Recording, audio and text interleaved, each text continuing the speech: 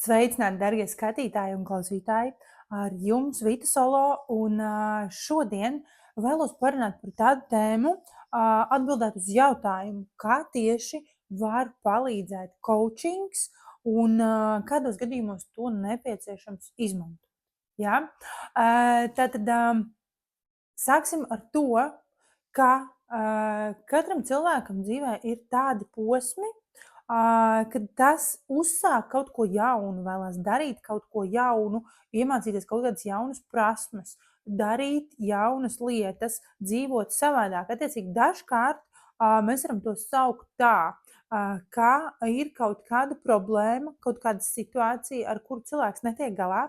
Ja, to mēs varam saukt par punktu A. Tātad esošā situācija, kura tevi neapmierina un kuru tu vēlētos kaut kādā veidā mainīt. Ja, tad pirmais solis ir identificēt un saprast, kas tad ar mani notiek šobrīd, kāda ir tā realitāte un kā es ar to jūtos.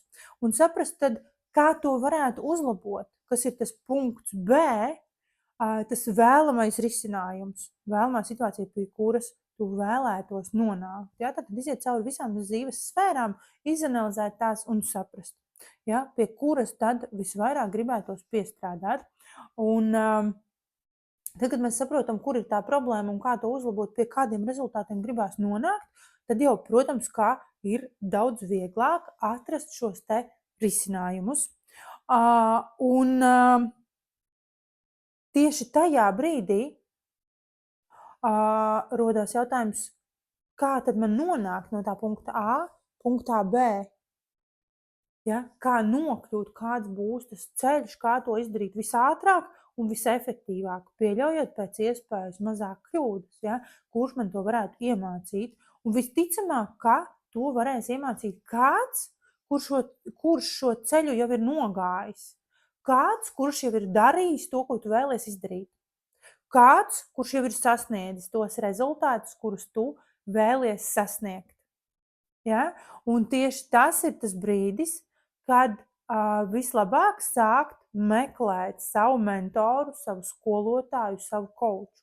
Kādu, kas tev varēs palīdzēt tieši tajos jautājumos, kuri tev ir aktuāli. Ja? Un tātad, kā mēs izvērtējam? Mēs izvērtējam, tātad, kā es iesaku izvērtēt, skatīties tātad tiešām uz to, kāds ir šis cilvēks, kā personība. Ja? Tātad ir svarīgi, lai tev šis cilvēks rezonē kā personība, lai tas atsaucās. Ja?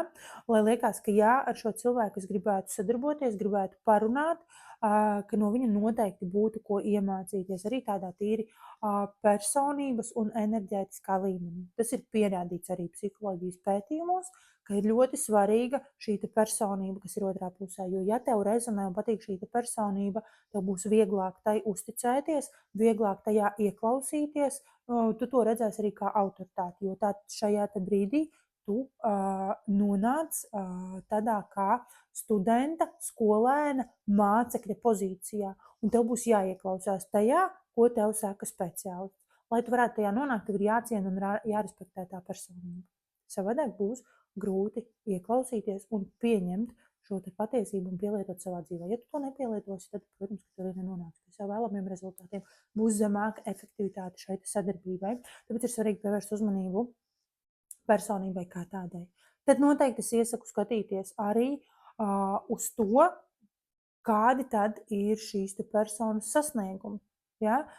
Vai, tātad galvenais jautājums, vai šim cilvēkam ir tas, ko es vēlos? Ja? Jo tātad tev nevar cilvēks iemācīt to, ko viņš pats nezina, to, ko viņš nepārzina. Ja? Ir svarīgi saprast, kā tātad šis cilvēks jau ir sasniedzis to, ko tu vēlētos sasniegt. Un tad jau ir vērts ieklausīties, uzticēties, skatīties un iet pēc palīdzības. Un saprast arī to, ka nevienmēr strādās ieteikumi.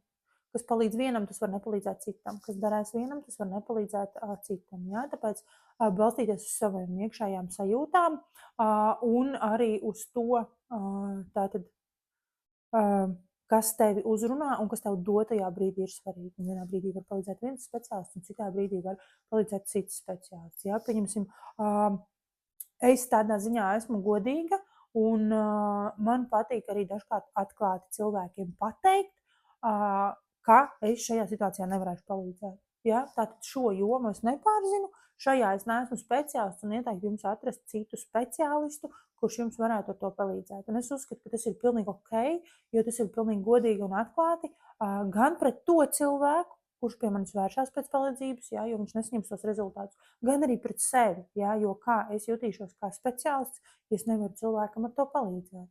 Ja? Tātad arī mans pašvērtējums un mana profesionalitāte caur to zudīs.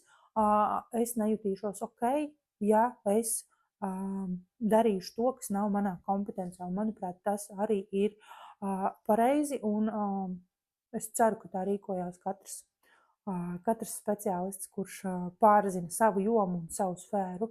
Un tiešām uzskatu, ka katram ir jādara labākais, ko tas var izdarīt. Ok, bet tas par mani atkāpēja vienkārši no pieredzes un mani uzskatu un manas domas. Ja?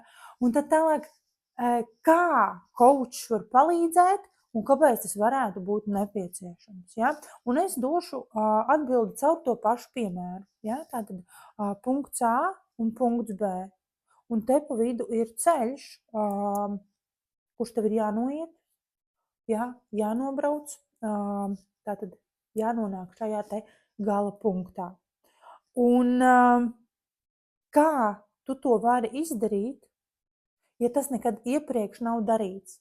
Tas ir kaut kas jauns, kaut kas nezināms, un tev ir nepieciešama jauna informācija, jaunas zināšanas, jaunas prasmes, lai saprastu, kā nokļūt līdz šim te gala mērķim, līdz šim te gala rezultātam. Nu, plus, protams, arī jāzina tiešām, kas ir tas gala rezultāts, pie kā tu vēlies nonākt. Tu nevar nonākt tur, kur tu nezini, kur tu vēlies nonākt. Ja?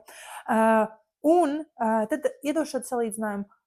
Šajā te punktā, tāpat kā braukt ar auto, ja, tad iztēlojies situāciju, ja tu nekad dzīvē iepriekš nebrauc ar auto, tātad pirmo reizi iesēdies mašīnā no nulles, vai tu zināsi, ko darīt?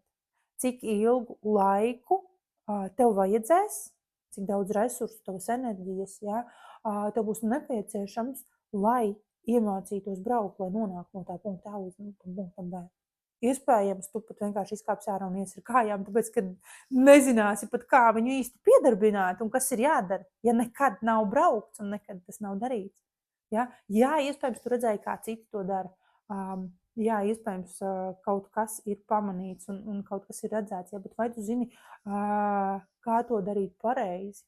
Vai tu zini visus ceļu satiksmes noteikumus? Vai tu zini, kā veiksmīgi virzīties priekš nonākt gala punktā? Ar iespējami mazāk avārijām, ja, un kaut kādām negatīvām situācijām. Jo tātad šī nezināšana noteikti novadīs pie kļūdām, kas var būt ļoti traumējošas un var atturēt no vēlmes vispār virzīties tālāk, kas var atņemt ticību, ka es kādreiz vispār nonāku gala punktā, atņemt šo te motivāciju rīkoties, tikai tāpēc, ka tu nezini, kas tev ir jādara un kā to darīt pareizi. Ja? Un tad šajās te situācijās coach ir kā instruktors, kas tev ir blakus un palīdz, kurš tev saka, pa kādām pogām ir jāspiež, pa kādiem pedāļiem, kur nogriezties, kur nenogriezties, ja, kādi ir tie ceļu satiksmes noteikumi un palīdz tev nonākt gala rezultātā. Ja? Tieši tā visātrāk un visefektīvāk var iemācīties jaunas prasmes un sasniegt sev vēlamos rezultātus. Un tas ir jebkurā vietā dzīvē, tīpaši tas ir svarīgi tiešām cilvēkiem, kas vēlas doties izaugsmē, kas vēlas sasniegt vairāk, kas vēlas kaut ko jaunu.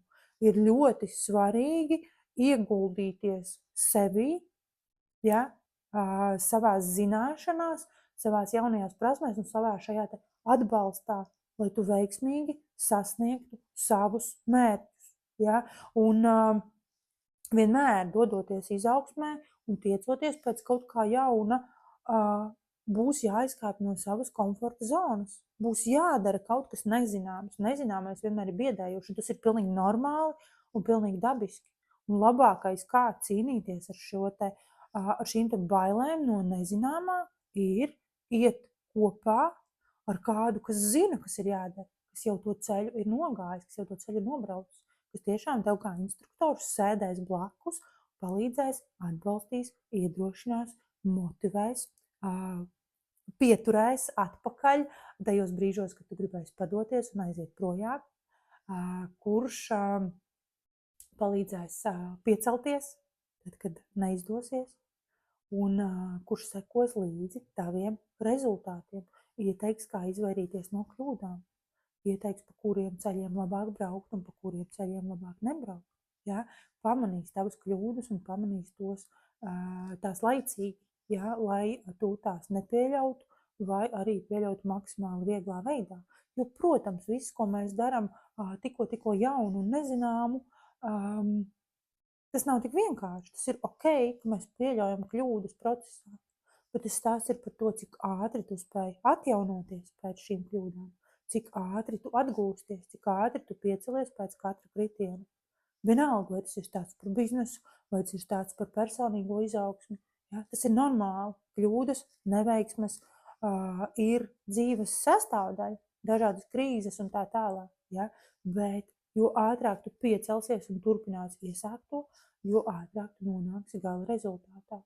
Un tad, kad ir šis atbalsts, tad, kad ir kāds, kurš iedrošina, palīdz un ir blakus, ir daudz vieglāk virzīties uz priekšu un sasniegt sevs izvēlētos mērķus. Tieši tāpēc ir ļoti svarīgi izvēlēties sev speciālistu, kuram tu uzticies, instruktoru, kuru tu vēlies iesēdināt sev blakus sēdeklī, lai tas tevi atbalsta, iedrošina un palīdz tajā, ko tas jau zina, jo ir eksperts un profesionāls tajā, ko tas dara. Ja? Un lai tā tad palīdz tev pēc iespējas ātrāk nonākt tevis izvēlētajā galamērķī. Ja? Kopā tas ceļš ir daudz drošāks, vienkāršāks, ātrāks, un tātad šī te investīcija šajās savās apmācībās, jaunās zināšanās vienmēr maksā lētāk nekā cena, kas ir jāmaksā par savām kļūdām. Ja? Kļūdas maksā dārgi. Tāpēc patiesībā tas ir tas, ko es iesaku un arī pati vienmēr daru. Ejot uz kaut ko jaunu, darot jaunas lietas, un es to daru regulāri, tas nekad nebeidzās un nekad neapstājās. Ja? Es vienmēr izvēlos kādu, kurš tajā brīdī būs mans skolotājs, pie kura es gribēšu mācīties, lai sasniegtu manis vēlamos rezultātus. Un tas ir vieglākais, ātrākais un efektīvākais veids, kā nonākt pie rezultātiem. Tā kā iesaku arī jums atrast savus speciālistus, uzticēties tiem, ieklausīties tajos un tieši caur to sasniegt savus labākos rezultātus. Tas šodienai viss. Neaizmirstiet atstāt arī savus laikus, kas noklausījās, piesakot manam kanālam un padalīties arī ar citiem, kam tas varētu būt vērtīgi. Ja vēlaties vairāk uzzināt par manām apmācībām, tad meklējiet tās aprakstā. Zem šī video būs pievienota mana mājaslapa. Tiekamies citos video.